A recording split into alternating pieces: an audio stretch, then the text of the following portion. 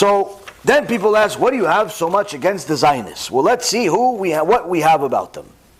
We've talked about this in the past. We have some new ones that I mentioned in Hebrew, and people ask me to mention it in English. A Sofer Chaim Azaz, who was one of the bigwigs in Zionism, lived from 1898 to 1973, says that אין הציונות והיהדות דברי אחד, אלא שני דברים השונים זה מזה. Zionism and Judaism are not one thing. In fact, they are two completely different things. In fact, they contradict each other. When a person cannot be a Jew, he becomes a Zionist. Meaning, when he doesn't want to keep Torah and mitzvot, what do? No, I'm a Zionist. I'm a Zionist supporter. Hence the reason, by the way, in small little soglayim, in parentheses, that's why there are many Christian Zionists. It's not because they love the Jews. It's because they like the Jews to be their customers for Christianity. They like to convert them and missionize against them. So they say, no, we're Zionists. We're Zionists. Yeah, we support Israel. Yeah, you're investing in Israel. It's marketing, so you convert all of them, chas v'shalom. That's what you're doing. So all of these people that work with the Christians, these so-called Orthodox rabbis, like Riskin that we mentioned on Sunday, Yimach Shimo, and his students, Ephraim, and Mr. Robinson, and other organizations, CCJ, and all of these people that work with Christians like Mirvis de Rasha and Dweck, all of these people, Rabotai, these are 100% Erev Rav. There's no question about it. Why? You cannot work with the enemy and still be considered a friend. Like, yeah, what do you mean? But the Christians are nice to us. How are they nice to us? What, they stopped killing us in the streets for a little while? What are they nice to us about? So now, instead of killing us in the streets, they're just killing our neshamot by converting 500,000 Jews in the last 20 years. It's actually better off they kill people than convert people. Which may be starting soon, unfortunately. So the point is, Rabotai, is that people have a mistaken understanding of what a friend really is. Why? Because they don't know what it means to be a Jew. They think that by being a Zionist, that makes you a Jew. Now, people also think that being a Zionist means that, you are, if you're not a Zionist, you're anti-Eretz Yisrael. This is wrong. Every Jew should be a supporter of Eretz Yisrael. There are Jews there. The most amount of Jews in the world that live in Eretz Yisrael. Everyone should be a supporter of Eretz Yisrael and the Jews that are there, including the secular ones, for the sake of them doing tshuva. But to be a supporter of the government, the secular mentality, the lefty liberalism, the anti-Torah mentality, no, you pretty much have to be an anti-Torah to be a supporter of that. To be a religious Zionist is a little bit of an oxymoron. That's why even sometimes religious Zionists themselves do not know where to put themselves, because it's very confusing. Why? Because many of their heroes are the people we're going to talk about today. You see, these people are 100% worse than Hitler, with no exception. In fact, let's read more about them. Chaim Azaz told us that Zionism and Judaism are two different things, and he continues and he says, Zionism begins when Judaism is destroyed. הציונות מתחילה ממקום הריסת היהדות. So, anyone that thinks that the founders of Zionism were pro-Judaism is mistaken. Here we see from Chaim Azaz, the author, it was in Musaf Haaretz, published in Elul of 1943, Tavshin Chaf Gimel. And he also finalizes this part. I'm not reading every word because it's too long. He says that make sure you understand and pay attention that Zionism is not a continuation of Judaism. It's not even a new version of it. It has nothing to do with it, and it's in essence something that's there to destroy Judaism. Now, Menachem Osiskin, one of, again, one of the big wigs in Zionism, one of the Roshim, one of the heads, in the beginning. He says, what's the difference between a korbanot b'gola leben a korbanot ba'aretz? What's the difference between Jews dying in the exile versus Jews dying in Israel? He says that the ones that are dying in outside, they're not really significant to us. They're not really important to us. If Jews die in Europe or they die in America or anywhere else, we don't really care so much about them. Because there was no significance to their life in the first place. There's no point to their life in the first place. But the ones that died in our country, in Eretz Yisrael, they're important to us. Meaning, if you didn't live in Eretz Yisrael, your life simply did not matter to one of the founders of Zionism. Written in a sefer called Shoah Mishamayim, Heavenly Holocaust. Another one, Yosef Chaim Berner, also in a sefer called Shoah Mishamayim. He was a author of Ish Ruach V'Yadit Tnuat. He was a Ish Ruach V'Yadit Tnuat Avodah. He was a inspiration and one of the friends of Zionism. Lived from 1881 to 1921. And this is his opinion about Jewish people. אופיינו הלאומי פסול מימות העולם. He says, so the Jews in essence are insignificant in comparison to the rest of the world. What do you want from the anti-Semites? He's asking, what do you want from the anti-Semites? Why do you have something against them? Why don't you understand what's clearly understandable? The reason why they hate Jews is because Jews are filth. Jews are waste of life. Jews are disgusting. They're not even people. They're like injured dogs. But the Europeans that are choking them without any mercy, they're destroying something that's disgusting anyway. They should be respected for doing such a thing. Because us Jews were not, he's a Jew, he's not a Nazi. He acts like a Nazi, but he's not a Nazi. He says, because Einenu b'nei Adam b'chlal. He goes, we are not even people. We're not even people.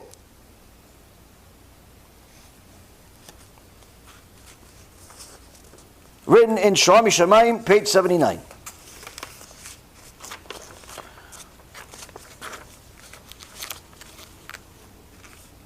What is he like? What is this filth of a human being? Yosef Chaim Berner, what is he like? He says that Yod'im mikol hagetaot, we are the filth of all of the ghettos, we are filth of the world, but me for myself, Abrit HaChadasha Sifrenui. My book is the New Testament. He says it's the bone of our bones, it's the blood, it's the flesh of our bodies. New Testament. Zionism.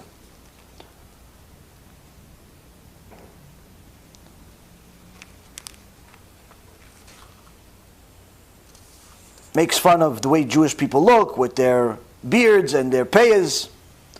Says that they're second-rate citizens with no merits whatsoever and no rights. They shouldn't have any rights.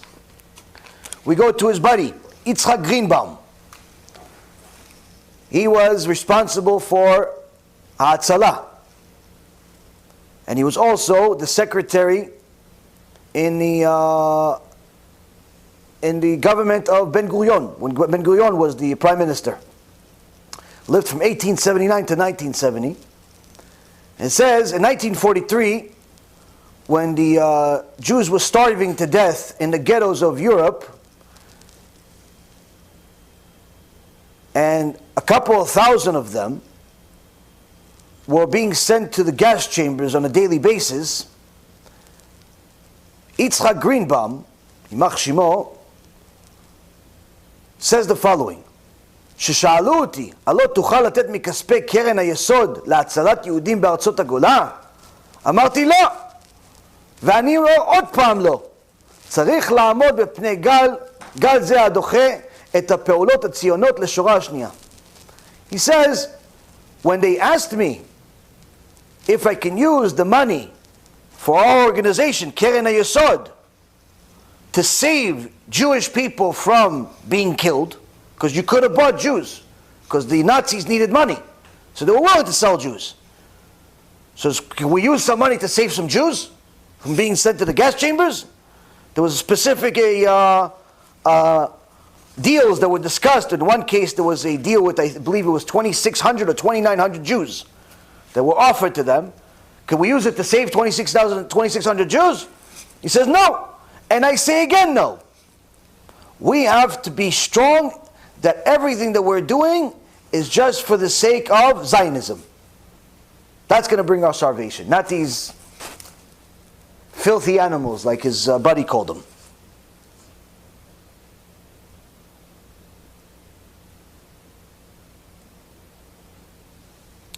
Says, when they offer me to save Jews in Europe or to be given the land of Israel, I clearly will pick Israel. Meaning you'd rather have a piece of land than 6 million people. Showing you how much of a pro-Jew this person was. And if they were giving them, let's say, less Jews in Eretz Yisrael versus a lot more Jews outside, says less Jews in Eretz Yisrael. Why? Again, did not like Jewish people. Was an anti-Semite like the rest of them. This was also written in a הכבשנים המאשימים לראש משה שיינפלד, עמוד 62. Chaim Weizmann, one of the most famous ones, one of the first president of Medinat Israel, lived from 1874 to 1952. When they told him that the war is broken out with Germany, he says this: תקוותם של 6 מיליון יהודים מרוכזת עליה. He says that the hope of 6 million Jews is going to be, the future of 6 million Jews that are based in Europe is going to be tragic.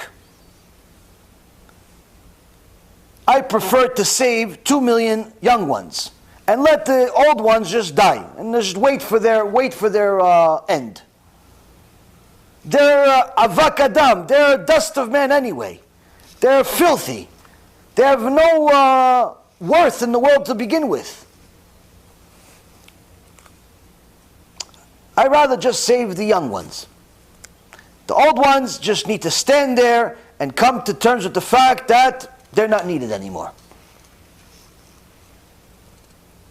Said this in front of hundreds of Zionist leaders in the Zionist Congress of Tafresh Tzadik Zayin. And this is also written in a sefer called Ot Kin in page 105.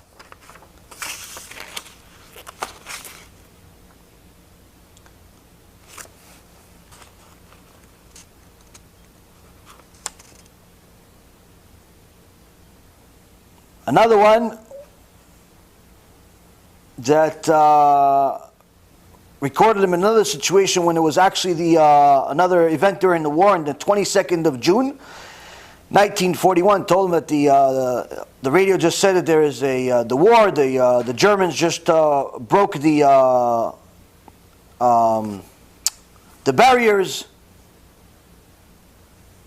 He says, far people. Millions of them are going to simply have a tragic end, but in the end of it, we have to make sure that the future of the war will bring a lot of blessing to England. Millions of Jews are going to die. Yeah, it's not a big deal. But England hopefully has good respect from this one, though. England. Ben Gurion, perhaps one of the most, if not the most famous Zionist. He was the Prime Minister, Sarah Bitachon also, lived from 1886 to 1973.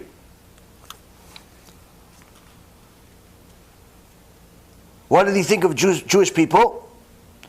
The Jews in the exile, they're not, they're part of a people. They're just dust of men, filth, no right to speak, no education, no roots whatsoever. This dust of men with lack of manners, it's to destroy it is not an easy job. It's not an easy job. This he wrote in his own book, David Ben Gurion, Ymach Shemo, in a book called Yechud V'Yehud.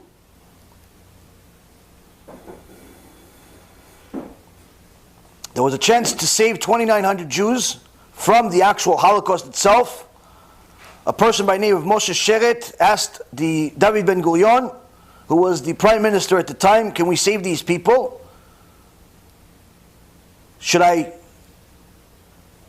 meet with McDonald, this guy named McDonald that was brokering the deal?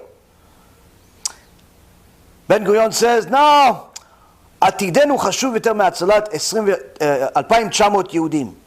He says, no, our future is much more important than these 2,900 Jews. Meaning, who needs them? Also, he wrote it, Moshe Sheret wrote it, in his own journal, dated November 18, 1939.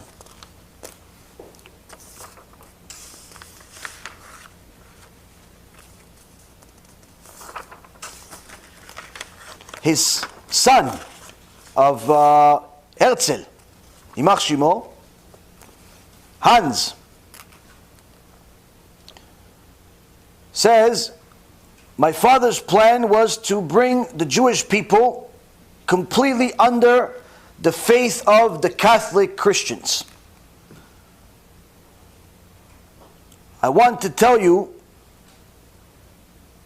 that the people knew, and that my father did not give me a Brit Milah, the Brit of Avraham. But you all knew about this. Like, he publicized this. He killed himself in the end, and but he publicized it. He goes, it's not like the people didn't know, like he was practicing Christian in hiding. He says that Avi Tziva, he commended our educators to teach us how to pray Christian prayers every morning and every night. This he wrote in a sefer called Neguot Mina Aval, in page 69.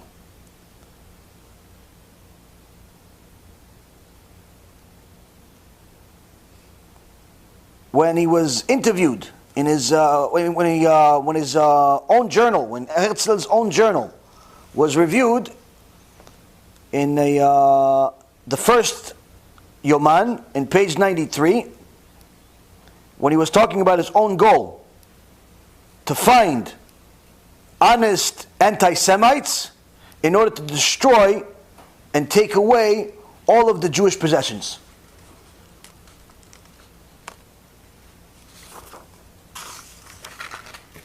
That's why people, when they find out that George Soros is one of the worst people on planet Earth, he's a Jew, and people are, well, I don't understand, how come there's Jews like this? No, there's been many of Jews like this that have existed, that are part of the Zionist movement, or part of the Enlightenment movement, or part of both. When you do not have Torah, you are worse than an animal, a vicious animal.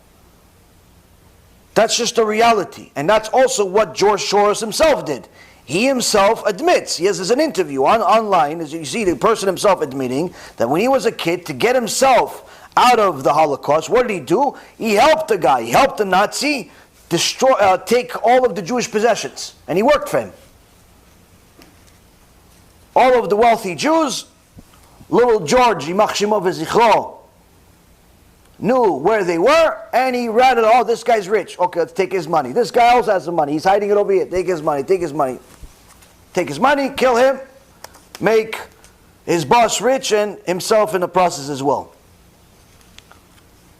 Not every rich person should be admired, to say the least.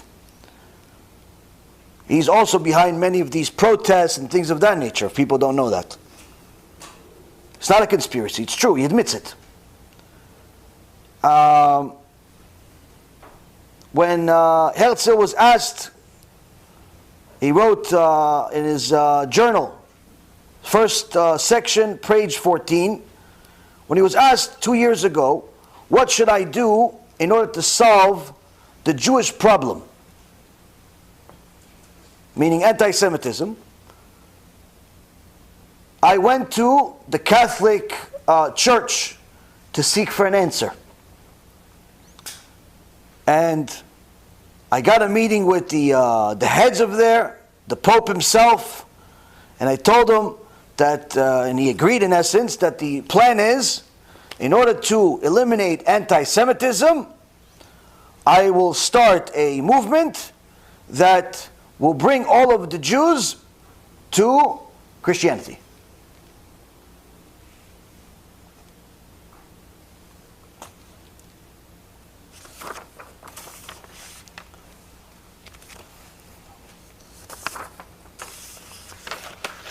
Benjamin Zev Todo. Oh no, this is a Sefer, sorry. Herzl describes himself as a modern Jew with an attraction to Christianity. And I bless every Jew that has kids to convert their kids to Christianity. And he says, I have a son, and I would prefer that he converted to Christianity, but I would prefer to convert myself today to Christianity, and not tomorrow. But because of all of the political issues, I got to delay it a little bit. This is in a book called Herzl that was written by Amos Elon.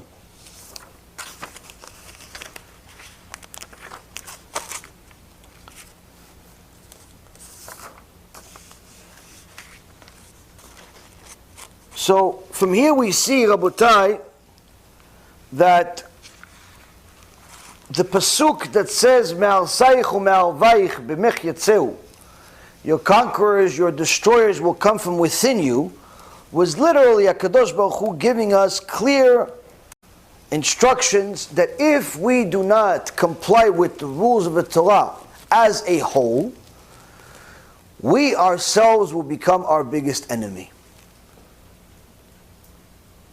We always like to blame other people for anti-Semitism, other people for Jewish problems, but in reality, that's a misunderstanding of what anti-Semitism is. Yes, anti-Semitism is wrong, but you have to also understand who is causing the anti-Semitism. What the cause of anti-Semitism is our actions. When we go against Hashem, Hashem uses anti-Semitism as the stick in order to bring back his sheep home. Initially it's the staff. When the staff doesn't work, the stick falls.